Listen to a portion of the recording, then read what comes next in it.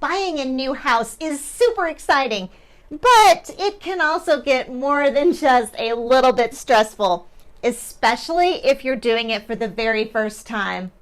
Along the way, you're bound to come across plenty of well-meaning, but not even remotely accurate advice. Being able to spot and debunk these myths is important, both for your sanity during the home buying process and for your overall experience. So, to help you do it, I've gathered 8 of the most common myths about buying a house that you should be aware of, including a few that might really surprise you. Hi everyone, my name is Wendy Pinnell and I am a realtor and a broker here in the Dallas-Fort Worth area and have been for over 13 years now.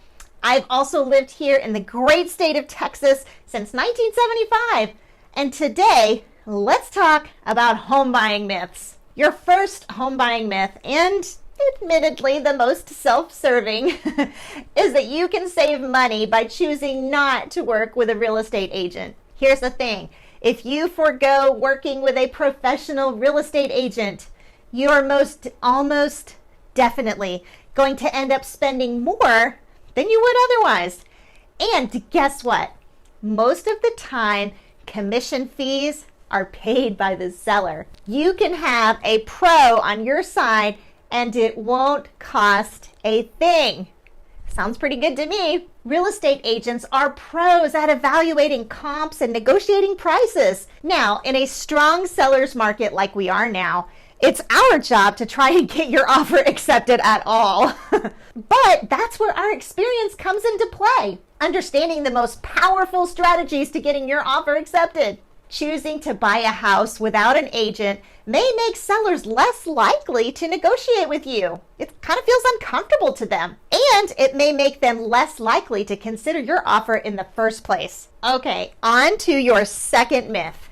Don't buy in a seller's market. In real estate, there are buyer's markets and seller's markets. And while one might be more advantageous for you, a seller's market is definitely not a reason to sit the season out. A seller's market occurs when there are more buyers than homes for sale, a scenario that creates more demand for available properties and can lead to things like bidding wars and offers that are more than the asking price. Now, obviously, neither of these things are ideal, but they're not a given, nor are they the only determining factor when you're trying to figure out if now is a good time to buy. If mortgage rates are low, it doesn't make sense to let a seller's market hold you back. Here is perhaps the most important reason why. The longer you go without owning a home, the longer you go without equity. Once that home is yours, it starts going up in value. Who benefits from that?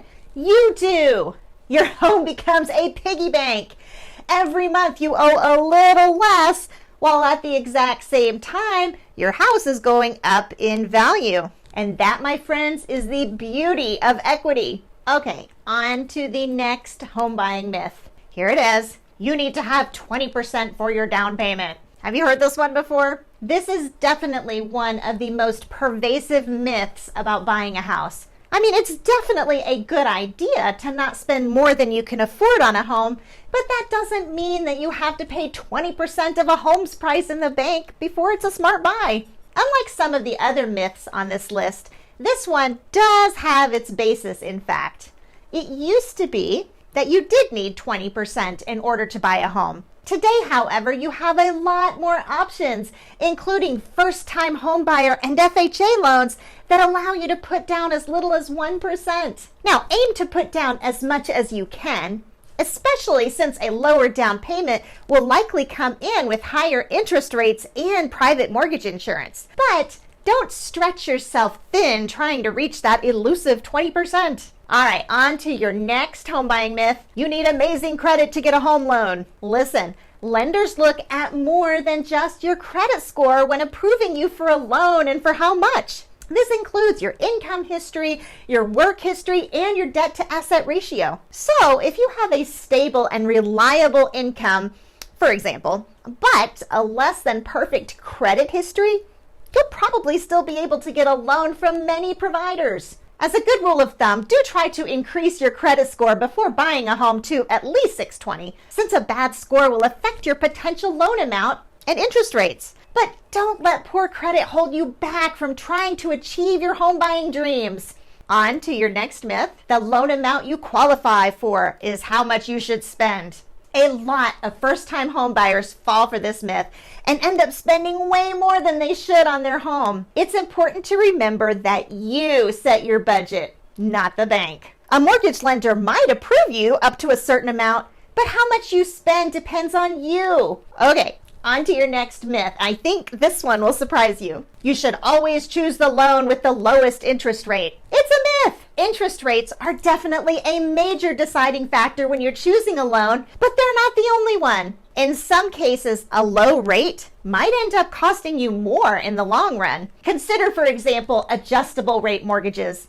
They start out with low interest rates, but they adjust gradually over time and often to a higher rate. If you're not planning to stay in your home for a long time, then you may be good with an adjustable rate mortgage. But otherwise, the longer you stay, the more likely you are to see your interest rate go up. On the other hand, fixed rate mortgages typically have higher interest rates up front, but there's no need to worry about them increasing over time. Okay, on to the next myth. The amount a home is listed for is how much you'll pay. If only this were true. A home's listing price sets the stage for how much you'll ultimately end up paying on your new house, but it's not the end-all be-all. There will be a lot of other costs as well, and these can add up fast. Additional costs include the home appraisal, inspection fees, mortgage broker fees, could be even attorney fees, and definitely closing costs. You might also need to make some repairs or upgrades to the house before it's ready for move-in. And you'll definitely need to pay for moving costs. Need new furniture? Paint? Appliances? All of these things need to be tacked onto what you think you're going to spend, and they need to be included in your budget. Okay, on to the next myth. Your mortgage payment is your only monthly home-related expense. Another myth. Another big budgetary factor to keep in mind when buying a home is that your mortgage payment is only one of the monthly costs that you need to consider in relation to your house. You also have utilities, property taxes, and HOA fees that need to be tacked onto the equation. These sorts of fees highlight the importance of working with a good real estate agent, since they'll be able to help you factor those costs into your spending budget and choose the right location for what you can afford. Now listen, don't let these myths about buying a house scare you. It's true that buying a house is a lot of work, but it's also true millions of people do it every year. With the right expectations and the right agent by your side, you should be able to buy a home you love and that works with your budget. I'd sure love to be that agent by your side. All you need to do is reach out to me via my contact information below, and let's get acquainted. If you found this video helpful, hop on over to my channel where you'll find so many more just like it. Be sure and hit that subscribe button, click on that little bell so you can be notified every time I release a new video. Thank you so much for watching and have a great day.